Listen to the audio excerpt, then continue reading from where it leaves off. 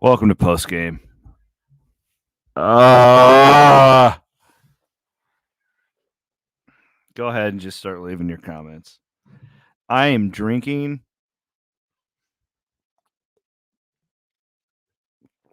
what a game. All I feel is pain. Oh my god, that would have been such a freaking epic win. Woulda, coulda, shoulda. Oh, just the pain. Do you guys feel this? That may have been the craziest game I've ever seen.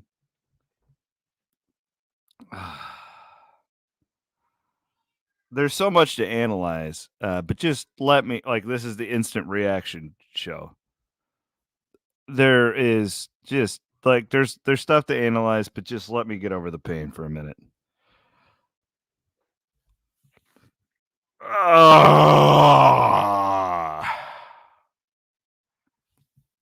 Okay, first things first.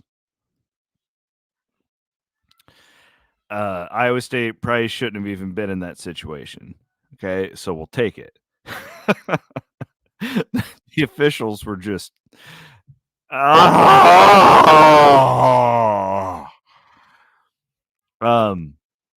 State goes on a 20-0 run and wasn't even in the game, didn't even feel like they should be in the game. Baylor's hitting just every frickin' three.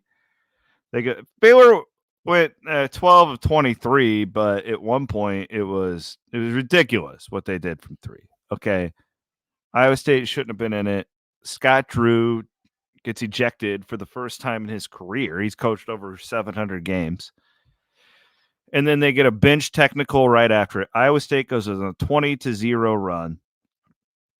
And, they get a 7-point lead. And Baylor keeps its cool. So both teams at this point get a ton of credit because they're both tougher than shit. That they're even that Iowa State's even in this thing if they're not playing very well.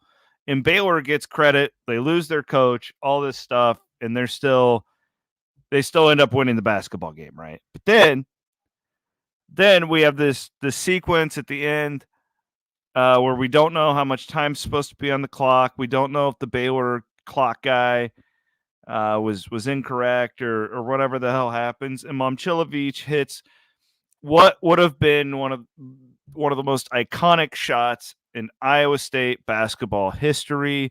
He makes the shot off the backboard, and he needed 0.1 or 0.2 seconds more for it to count. Iowa State loses 70-68.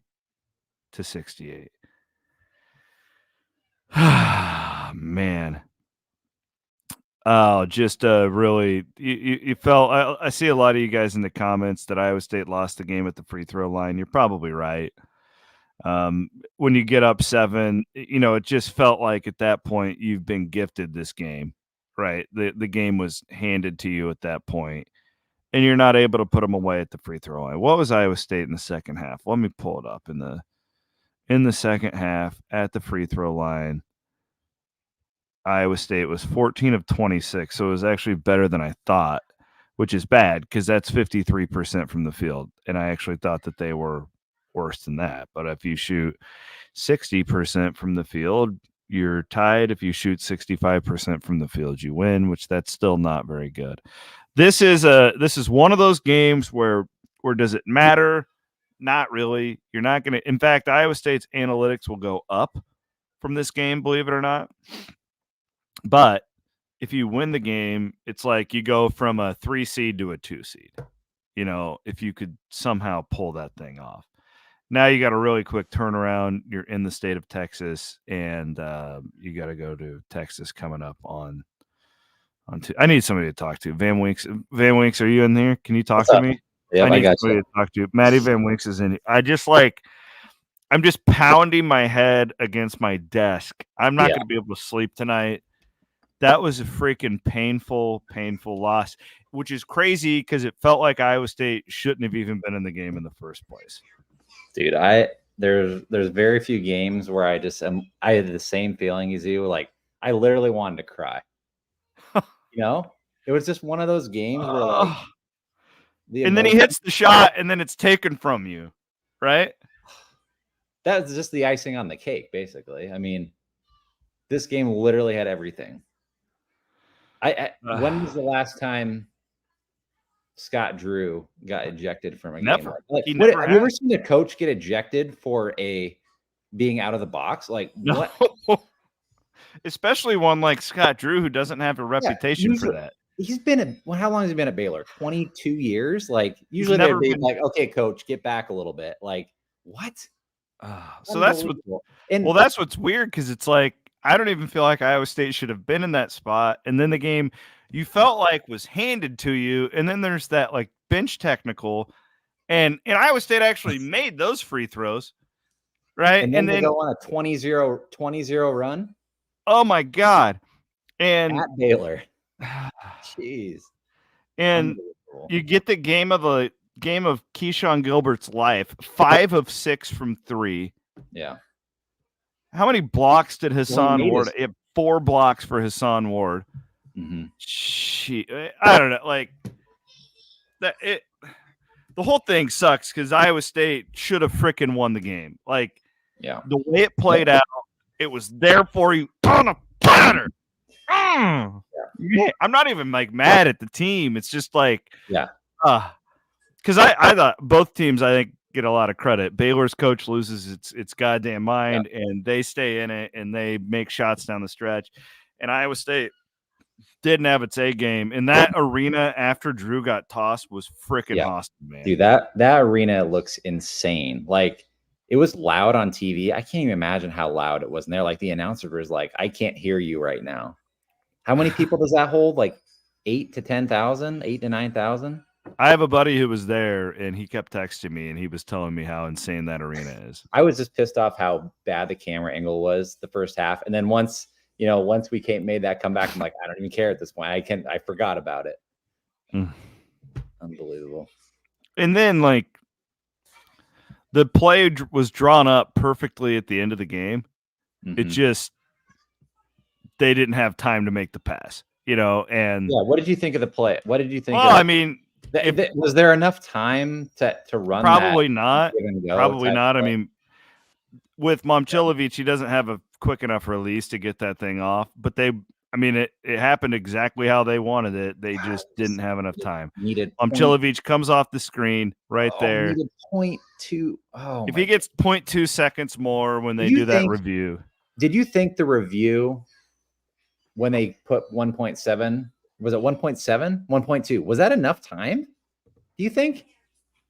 I don't know. I don't think they did. I haven't looked at it. They didn't do the math quite right on that to me, but I don't know. I have no idea. I'd have to. So I'm like, for them to even be in that situation, for the refs or for the officials to start the clock late, that was a gift. That was a gift. Yeah. Well, that's been in that position in the first place. So.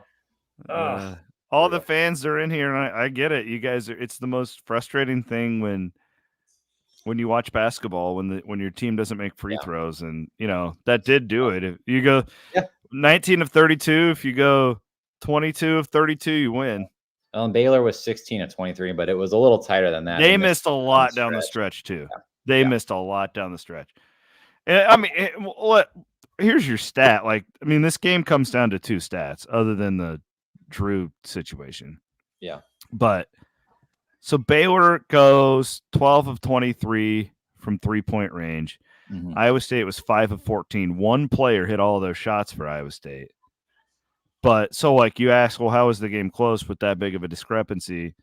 Baylor turned it over 20 times to Iowa State's 11. Iowa State doubled them up on points off turnovers, 26 to 13. So they did their job. I actually thought that stat was a little bit low. That's not a great percentage for Iowa State, I wouldn't think, for points off of turnovers. But man, like now I'm wondering like how Otts and his staff have their work cut out for him now. You go to the fly to Waco tomorrow, or maybe Austin tonight, even. I don't know. And that's a quick turnaround, and that atmosphere in Austin will be absolutely insane. Couple of comments here on, and this guys is why I'm always talking about Otzelberger. With Otzelberger played those officials like a freaking fiddle tonight, and it worked. Iowa State was getting the calls, and you just couldn't pull through it. That is a maddening loss. Just one of the craziest games I've ever seen in my life. Are you going to be able to any watch sport. that game back at all? No way. I can't watch it back. No. Can you? Move on to no. Let's just move on to Texas. There's no way I can watch that game back. However, if that Momcilovic 3 at the end counts, I've watched It's an all-time game. That's an all-time win. Oh, that's a top 10 win in Iowa State history. Maybe top 5, brother. Yeah. You've seen a Just few the more. way it went down. Like, you've got this guy, this pseudo like villain, like, I don't know, whatever you think of Scott Drew, and he gets in that crowd. You have all these Baptists just chanting the F word. Jeez. Would have been nice. Would have been nice. And the women lose today. Jeez. Double the pain. God. Yeah, and a couple people commenting here in the comments too, and I agree. The Iowa State's coaching staff made some great adjustments in the second half to that Baylor zone, but jeez, I don't even know what else to say. Bloom and I will have all sorts of commentary on this coming up on tomorrow's podcast. I'm sick. That game was just right there.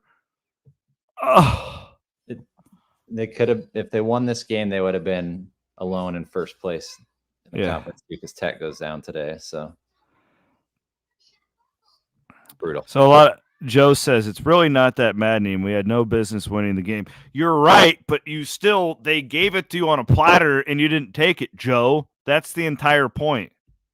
You didn't play well enough to win on the road. You didn't make the free throws, but the other team was so stupid that they gave it to you. That's the entire point. That's the point. That's why it was so maddening. And you hit the shot. You hit the miracle shot at the end of the game. Yeah, Justin, I'm not drunk. This is my second beer. I cracked this thing when it got really nutty at the end of the game. In fact, I was texting a friend that I had such a headache, and I was like, God, I don't even want to do postgame. I don't feel very good. And then this thing got nutty when Drew gets the technicals, and I said, screw it, I'm having a beer. I'm not drunk. I just love the clones. And maybe if you love the clones a little bit more, Joe, you would be as pissed off as I am right now. Not pissed off at anybody. That was a hell of a game. Life in the Big 12, man, it's really hard to win on the road, especially when you go to a team like Baylor that is on fire like they were in the first half. I give both teams a ton of credit because that was a gritty type of freaking game for both sides. Both sides faced adversity. Iowa State didn't have its A game. And then they had this pissed off arena after the Baylor coach gets kicked out. Baylor's kids have to rebound from that. That was just a really, really freaking crazy game. I don't know what else to say. I hope you guys enjoyed it. It's my now everybody wants Matt. Can we write this down? Next Cyclone Fanatic shirt. I'm not drunk. I just love the clones. It's a good one. It's a good line. Maybe Ted Flint can help us with that. Everybody's saying I have a Baylor shirt on. No, I have a Big Rob Energy t-shirt on, okay? Big Rob Energy. Man, if that Momcilovic 3 counts, I am streaking around the streets of Bondurant right now. I'm streaking, Matt. Yeah, I'd be right there with you. No, I had texted you, and I said, we're going to Founders, brother. Put the kids down. We're going to Founders. There was a point down the stretch where I'm like, man, what a comeback. If they lose, man, still applaud them. I'm not going to feel too bad about this. But then the way it ended just put a dagger in my heart. We need to. I feel like this is an appropriate place to end it. My God, Thanks, Matt, for coming on. This was sure. way better than being all lonely. I needed to vent too, so it's all Oh good. my gosh. You're welcome on these post-game shows anytime you want, because I don't like doing them alone. I always want someone to talk about the game with. And holy mackerel. A 20-0 run. That was an incredible deal. I had some people were like, hey, they're pissed off that they blew a 7-point lead. Like they were down 15 or whatever it was. Gosh. Love you all. Thanks for venting with us here. Yeah, a little group therapy on the YouTube feed. This will probably, I'm guessing, Matt, this will be one of the most viewed videos we've ever done on Cyclone Fanatic. Yeah, there were a few thousand of you guys watching that show. Oh my gosh. Oh, I'm not drunk. Matt is saying that too. I'm not. This is my second beer the entire night. I really am just I'm not an alcoholic. I'm a cloneaholic is what they call it. What do we say though, Chris? We're not Cyclone fans because it's easy. We're Cyclone fans because it's awesome. Yeah, absolutely, brother. We live to see another day though. Absolutely, brother. No, I've been saying this a lot lately. The older I get, Scott says, have 5 more, Chris. The older I get, the more I just love Big 12 basketball. It's like I start to really appreciate greatness when you get older. And that's where I'm at with the NFL. And college football, I still love. It's waning on me a little bit because of the high dollars and the greed within college football. I still love it. Big 12 basketball to me is just at a totally different level for anything at this point in my life, for just what brings me joy. I watched all those games today. We just had great games in this league, top to bottom. Even the games that aren't close, they're awesome. Like the passion, the arenas that you get to go to, the coaches. Kansas City is going to be nuts this year. You know why though? Because these teams are just destroying each other, and I feel like it's just going to be so unpredictable. Like a 7 seed could win, and I think you're right. Would probably be okay with that. Like, do you really want to go deep in the Big 12 tournament this year? I guess you get the top teams get a double bye, but still, like, it's going to be weird. It's going to be fun. I'm liking these new teams, man. It's makes fun. It a little more interesting. Oh, and now you get to bring Arizona in next year and Utah, and it's going to get even easier. All right, Tuesday is going to be nuts. We got a lot of work to do between now and then because the Longhorns are not going to be pleasant with Iowa State. Promise you that Mr. Hunter is going to have they're coming off a huge win at TCU today. Bloom and I will have your Sunday podcast tomorrow. We'll get completely in depth on all this. Freaking love this team. This is one of my favorite Iowa State teams I've ever seen. I love these guys. And let's get after it. Thanks to Carl Auto Group for sponsoring Postgame, Matty Van Winks for jumping in. I am Chris Williams. Have a great rest of your Saturday night.